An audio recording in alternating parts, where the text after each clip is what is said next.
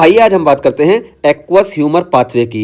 ठीक है, तो हमको मालूम है, ये देखिए हमारी आई है और आई में देखिए जो पीछे वाला चैम्बर होता है, लेंस के पीछे वाला, इसको हम बोलते हैं विट्रस चैम्बर और इसी को हम बोलते हैं पोस्टीरियर सेगमेंट। तो पोस्टीरियर सेगमेंट में हमारा विट्रस फ्लूइड प्रेजेंट होता है। ठीक है, तो विट्रस फ्लूइड की वजह से इसको हम बोलते हैं विट्रस चैम्बर। और ये आगे वाला जो चैम्बर होता है जिसको हम बोलते हैं एंटीरियर सेगमेंट। तो एंटीरियर सेगमेंट में देखिए पोस्टीरियर चैम्बर है और ये एंटीरियर चैम्बर है। ये हम आई नॉट में बेसिक बात करके आए हैं। तो ये जो हमारा एंटीरियर चैम्बर है, यहाँ पे हमारा एक्वस ह्यूमर होता है। ठीक है, तो ये एक्वस ह्यूमर कैसे प्रोड्यूस होता है और फिर ये कैसे ड्रेन होता है, ठीक है, यही हम यहाँ पे बात करने वाले हैं। तो देखिए ये इंपॉर्टेंट इसलिए है कि आगे हम ग्लूकोमा की बात करेंगे। ठीक है, तो ग्लूकोमा में पूरा यही पाथवे फॉलो होगा और यहाँ पे कहाँ ब्लॉकेज देखने को मिले, उसकी वजह से कौन सा ग्लूकोमा देखने को मिलेगा, ये सब हम बात करने वाले हैं। ठीक है, तो इस वजह से इसको बहुत ही इंपॉर्टेंट टॉपिक है और बहुत अच्छे से आप देख लीजिए।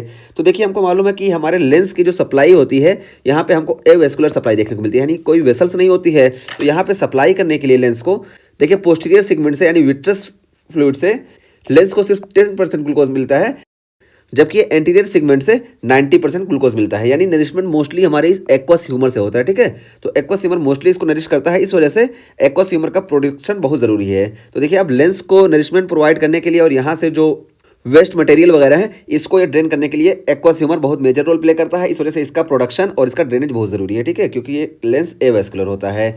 तो देखिए ये लेंस को देखिए यहाँ पे क्रॉस सेक्शन में दिखा दिया गया, आधी देखिए बल्कि 1/4 दिखाया गया, सिर्फ ये वाला पोर्शन देखिए जूम करके दिखाया गया है, इतना। ठीक, इतना पोर्शन सिर्फ जूम करके दिखाया गया। ठीक है, और इसको बेंड कर दिया गया है, इस तरह कर दिया गया। तो इतना पोर्शन ही देखिए यहाँ पे दिखाया गया, यही हम दिखा रहे हैं। ये देखिए ये है। अब यहाँ पे देखिए ये हमारा लेंस है, आधा हिस्सा दिखाया गया। लेंस हमारा पूरा ऐसे होता है और ये देखिए एक आइरिस है, ये आइरिस पूरी, और दूसरी आइरिस हमारी ऐसे होगी जो नहीं दिखाई गई है। और ये देखिए कॉर्निया है हमारी, कॉर्निया ऐसे होगी पूरी, और यहाँ पे सिर्फ आधी कॉर्निया दिखाई गई, क्योंकि हम एक तरफ का समझ लेंगे तो दूसरी तरफ का सेम वही चीज़ सिमेट्रिकल है, तो यहाँ भी वही सेम चीज़ देखने को मिलेगी। तो ये हमारी आई की स्ट्रक्चर हो गई। और ये देखिए हमारा स्क्लेरा हो गया और कोरॉइड देखिए ये सिलेरी बॉडी का फॉर्मेशन कर दी। हमको मालूम है कोरॉइड जो है ये सिलेरी बॉडी का ही वो है। और आइरिस देखिए, ठीक है, ये आइरिस हो गई। तो ये अब हम बात करने वाले हैं कि सिलेरी बॉडी का काम क्या होता है। तो सिलेरी बॉडी से देखिए यहाँ पे जोन्यूल्स निकलते हैं। ठीक है, जोन्यूल्स निकलते हैं और ये लेंस को सपोर्ट प्रोवाइड करते हैं, इसी को हम बोलते हैं जोन्यूल फाइबर। ठीक है, तो सिलेरी बॉडी का काम ये हुआ कि जो लेंस है यहाँ पे इसको फिक्स किए रहते हैं। और दूसरा काम जो हम मेन टॉपिक बात करने वाले हैं, एक्वस ह्यूमर का ये प्रोडक्शन करते हैं। तो एक्वस ह्यूमर का प्रोडक्शन यहाँ सिलेरी बॉडी से होता है।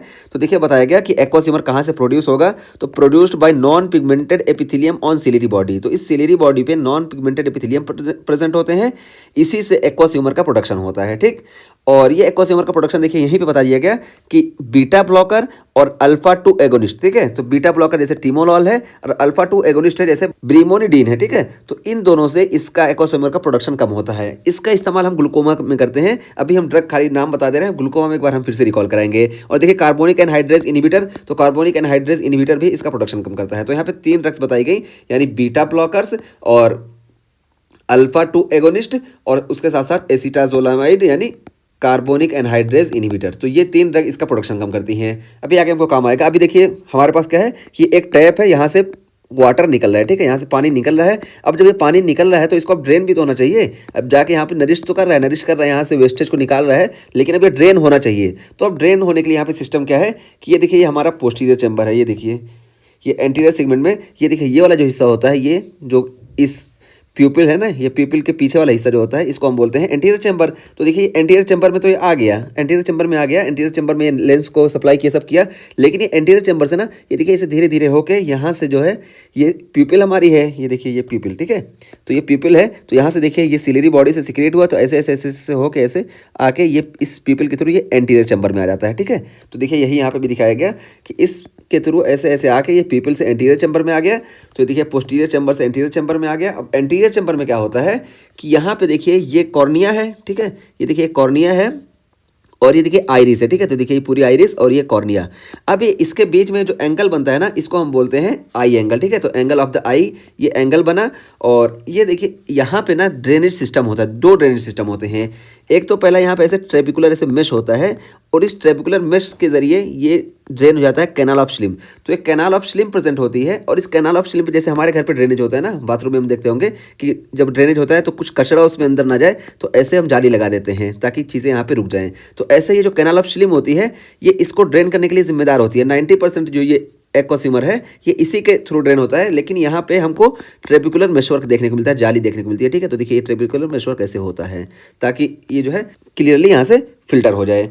तो 90% इसी के थ्रू जाता है, तो 90% क्या होगा कि यहाँ से आया और ये ट्रेबिकुलर मेशवर्क को क्रॉस करेगा जो जाली लगी है और फिर कैनाल ऑफ श्लिम में ड्रेन हो जाएगा। और कैनाल ऑफ श्लिम में ड्रेन होने के बाद ये देखिए यहाँ पे एपीस्क्लेरल वेसल्स होती है और एपीस्क्लेरल वेसल में यहाँ पे एपीस्क्लेरल वेन है, इसमें ये ड्रेन हो गया। अब जब इसमें ड्रेन हो गया तो ये हमारा नॉर्मल जो है यहाँ से निकल रहा था, ये इस तरह आके यहाँ से ड्रेन हो गया। ऐसा हुआ 90% इस पाइप के थ्रू चला गया, लेकिन 10% यहाँ से एब्जॉर्ब हो जाता है और इसको हम बोलते हैं यूएस सेक्रल आउटफ्लो। ठीक है, तो यूएस सेक्रल आउटफ्लो देखिए यहाँ से 10% इसमें एब्जॉर्ब होगा, एब्जॉर्ब होकर ये यूएस सेक्रल आउटफ्लो से निकल जाएगा।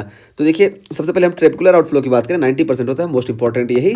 तो देखिए क्या है कि ड्रेनेज थ्रू ट्रेबिकुलर मेशवर्क, तो यहाँ पे ट्रेबिकुलर मेशवर्क है, ये इसके थ्रू ये ड्रेन होता है। फिर यहाँ से ट्रेबिकुलर मेशवर्क से ये कैनाल ऑफ श्लिम में चला जाता है, क्योंकि जाली के अंदर जाएगा तभी तो जो हमारा पाइप है कैनाल ऑफ श्लिम इसमें जाएगा। और फिर यहाँ से एपीस्क्लेरल वेल जो मेन वेसल्स है इसके थ्रू ये चला जाता है। फिर ये गटर मीन्स हमारी जो मेजर वेसल्स हैं जो हार्ट में लेके जाती हैं वेस्टेड मटेरियल को वहाँ लेके चली जाती है। ठीक है, तो ये एपीस्क्लेरल वेस्कुलेचर में चला जाता है। अब देखिए इस पाथवे को स्टिमुलेट कौन करता है, मीन्स इसको इंक्रीज कौन करेगा। तो देखिए M3 एगोनिस्ट जो होती हैं, M3 एगोनिस्ट हमको मालूम है कि स्टिमुलेटरी होती हैं। तो M3 एगोनिस्ट के रिसेप्टर यहाँ देखिए ये हमारी स्फिंक्टर पिपुलाई मसल्स है, यहाँ पे प्रेजेंट होते हैं। ठीक है, तो ये स्फिंक्टर पिपुलाई मसल जिसको हम स्फिंक्टर मसल यहाँ पे लिखे हैं, तो देखिए ये स्फिंक्टर मसल्स यहाँ पे है और इस पे हमारी M3 जब प्रेजेंट है और ये M3 स्टिमुलेट होंगी हमारे कार्बाकॉल से या पाइलोकार्पी से। ठीक है, तो जब इससे स्टिमुलेट होंगी तो ये हमारी आइरिस कॉन्ट्रैक्ट कर जाएंगी, तो हमको ये साइज इसकी बड़ी देखने को मिलेगी। तो पता चला आइरिस हमारी और लंबी हो जाएगी। ठीक है, तो जब आइरिस लंबी होगी तो ये देखिए ये आइरिस ऐसी थी तो और खिंच के यहाँ तक चली जाएगी। अब आइरिस जब और खिंचेगी ना तो ये ट्रेबिकुलर मेशवर्क ओपन हो जाता है, और जब ये ट्रेबिकुलर मेशवर्क ओपन हो जाता है तो इससे इसका जो ड्रेनेज होता है बढ़ जाता है। तो यही यहाँ पे बताया गया कि इंक्रीज विद M3 एगोनिस्ट, तो M3 एगोनिस्ट से इसका जो ड्रेनेज है ना ये बढ़ जाता है कैनाल ऑफ श्लिम के थ्रू, क्योंकि यहाँ पे ये ट्रेबिकुलर मेशवर्क ओपन हो जाता है इसके खींचने की वजह से, और यहाँ पे ये कैनाल ऑफ श्लिम में आसानी से ड्रेन हो जाती हैं। तो ये चीज़ हो गई। अभी ड्रग हम बताते हैं, ग्लूकोमा में बिल्कुल काम आएगी। ठीक है, इस वजह से यहाँ पे बता दिया जा रहा है। और उसके बाद फिर ये देखिए ये वाला जो फ्लो है 10% ये होता है यूएस सेक्रल आउटफ्लो। तो यूएस सेक्रल आउटफ्लो देखिए बताया ड्रेनेज इनटू यूवा एंड स्क्लेरा, तो यूविया एंड स्क्लेरा में यहाँ पे ड्रेनेज होगा। और इंक्रीज विद प्रोस्टाग्लैंडिन एगोनिस्ट, तो प्रोस्टाग्लैंडिन एगोनिस्ट जब हम देंगे जैसे बिमेटोप्रास्ट है और लेटेनोप्रास्ट है तो ये जो है यहाँ से ड्रेन हो जाएगा। तो ये हमारा हो गया यूएस सेक्रल आउटफ्लो और ये हो गया हमारा ट्रेबिकुलर आउटफ्लो। तो हम पूरे आउटफ्लो की बात कर लिए। और यहाँ पे देखिए ये आइरिस दिखाया गया था, तो आइरिस में हमको मालूम है कि डायलेटर मसल्स होती हैं और स्फिंक्टर मसल्स होती है। देखिए आइरिस की हम बात करें तो आइरिस ऐसे होती है। ठीक है, आइरिस में सर्कुलर मसल्स होती हैं और ये इस तरह से होती हैं। तो ये जो सर्कुलर मसल्स होती हैं इसको हम बोलते हैं स्फिंक्टर मसल्स। तो जब ये कॉन्ट्रैक्ट होंगी तो पीपल की साइज छोटी होगी, इसको मियोसिस बोलते हैं। और ये डायलेटर पिपलाई ये रेडियल होती हैं, और जब ये स्टिमुलेट होती हैं तो पीपल की साइज बड़ी होती है क्योंकि ये बाहर से खींचती हैं। ठीक है, तो पीपल की साइज बड़ी हो जाती है, इसको बोलते हैं डायलेटर मसल्स। ठीक है, तो डायलेटर मसल्स हो गई, और ये डायलेटर मसल्स अल्फा 1 से स्टिमुलेट होती हैं और स्फिंक्टर मसल्स M3 से होती हैं। ये हम पिपलरी रिफ्लेक्स में बहुत अच्छे से बात किए हैं, वहाँ से आप देखिएगा। ठीक, और ये देखिए लेंस है, तो लेंस की हम पहले बता दें कि सस्पेंडेड फ्रॉम सिलेरी बॉडी, कि ये सिलेरी बॉडी पे सस्पेंड रहता है, लेकिन किससे सस्पेंड रहता है तो जोन्यूल फाइबर। तो देखिए जोन्यूल फाइबर इसको एक तरह से रस्सी की तरह पकड़े रहते हैं। ठीक है, रस्सी हमारी यहाँ सिलेरी बॉडी में फंसी रहती है, तो ये है जोन्यूल फाइबर से। और muscle fibre in ciliary body affect lens shape and position, तो जो यहाँ पे जिस पे हमको सपोर्ट दिए हैं जिस चीज़ पे, अगर हमको यहाँ पे परेशानी देखने को मिल रही है तो जाहिर सी बात है कि लेंस का शेप और पोजीशन में हमको फ़र्क देखने को मिलेगा कि कितना ज़्यादा खींच रही है, कितना ज़्यादा इसको सपोर्ट कर रही है। तो सारी चीज़ें हैं, यही यहाँ पे बता दिया गया। और इसके बाद अब हम बात करेंगे ग्लूकोमा की। ठीक है,